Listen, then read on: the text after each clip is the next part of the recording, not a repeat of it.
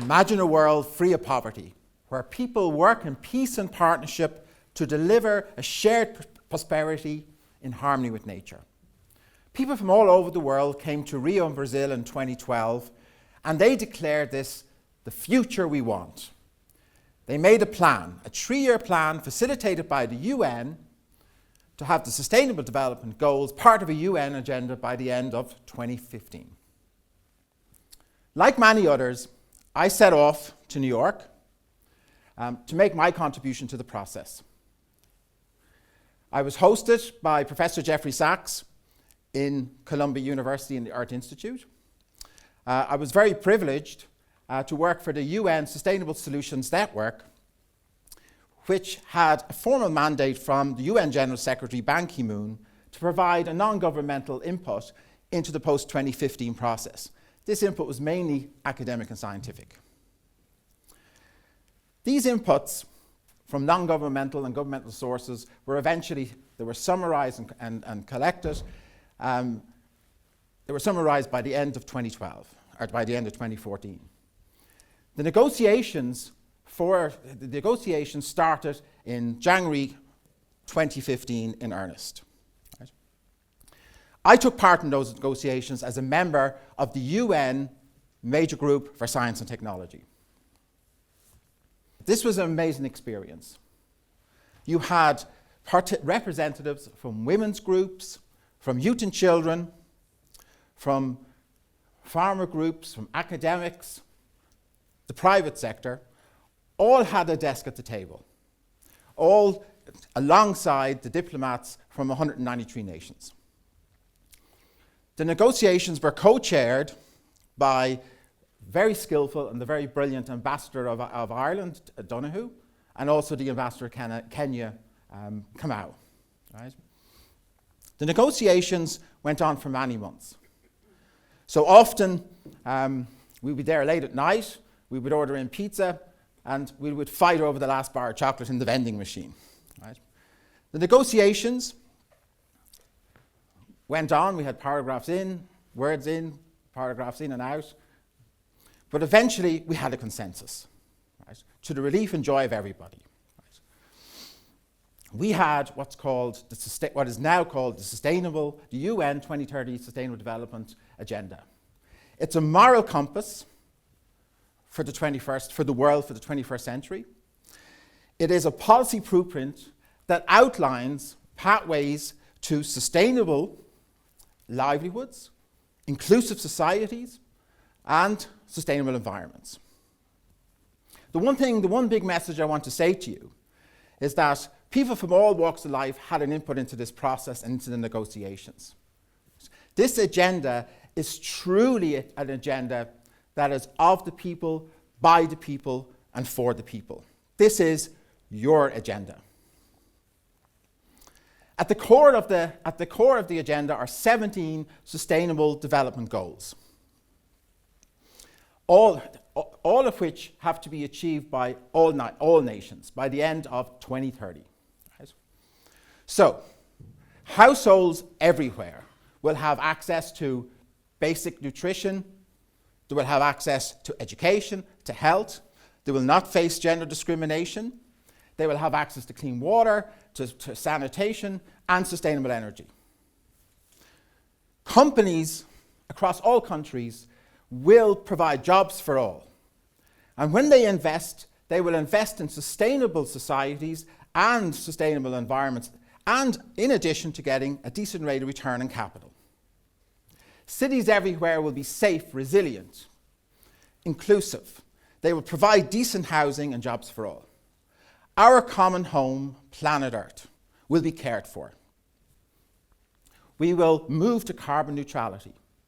We will preserve our oceans and seas. We will halt the expansion of deserts.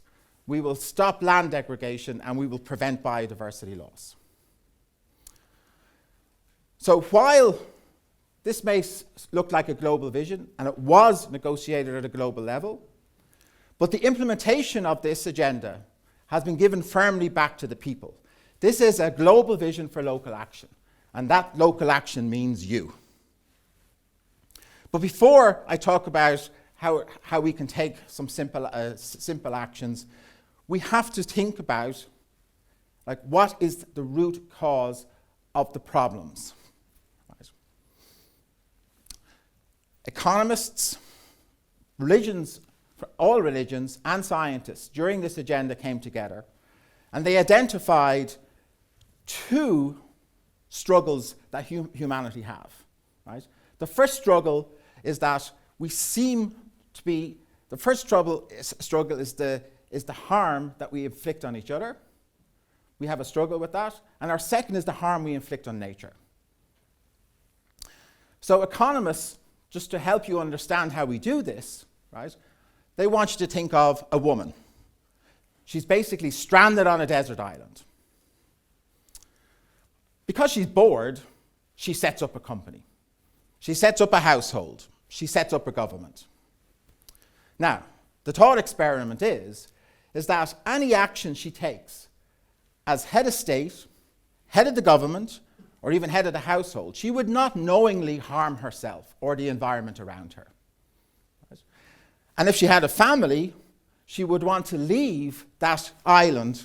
She would not want to undermine future generations, and she would want to leave that island in a sustainable way for her grandchildren.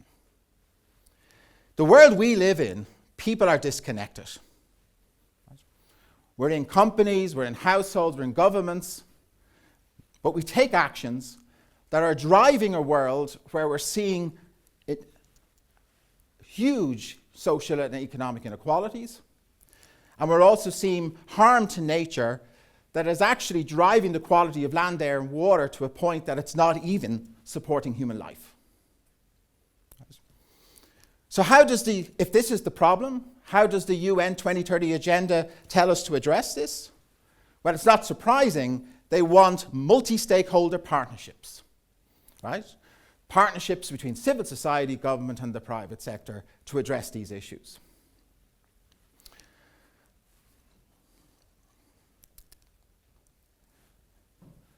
So the UN has appointed what we call Sustainable Development Advocates. There's Liam Messi, Shakira, Professor Jeffrey Sachs, and the like. And the reality is that they need 7 billion people on their team, right, if this agenda is to work. So let's go through examples of some actions that you may take. Right?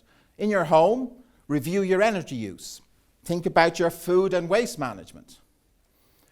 Ask yourself, with my savings and pensions in the banks, where are they invested? Are they invested under the UN Principles for Responsible Investment? In other words, are they going to harm any other government or society environment in any part of the world? Right? Ask yourself, what is my carbon and water footprint? Should I eat less processed food? Should I eat less meat? Companies, we are all part of companies. We buy products, we're either employees, we're shareholders, we're part of the board. They should be part of this agenda. Right? Have they signed up to the UN Compact to protect human rights around the world? Have they signed up to the UN Principles for Responsible Investment? Are they undertaking research and development and product development that is socially inclusive and environmentally responsible? And if they do, have they signed up to the UN Technology Facilitation Mechanism? This is to share these sustainable development technologies across all nations and people across the world. In politics, these governments signed up to this agenda. And it's the onus on us as voters or political representatives or anybody who works in the public sector is to put the pressure on the nation states to implement the agenda. They need to be held to account. They need to deliver the future we want. Finally, in other walks of life, we all take part in theatres and music and sport. Right? We're all in schools and universities. They should be part of the agenda. Right? The snowflake never wants to take responsibility for what the avalanche does. Right? And in this case, if people come together, you would be surprised the snowball effects you can create on companies, on communities, and on governments.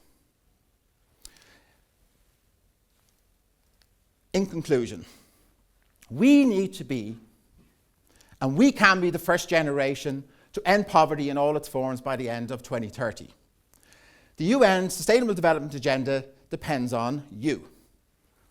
Is this its greatest strength or weakness? I would hope strength. To quote George Bernard Shaw, you see things and you say why, but I dream things that never were, and I say why not. If you ask me, can we the people end poverty in all its forms before the end of 2030, I would say, why not?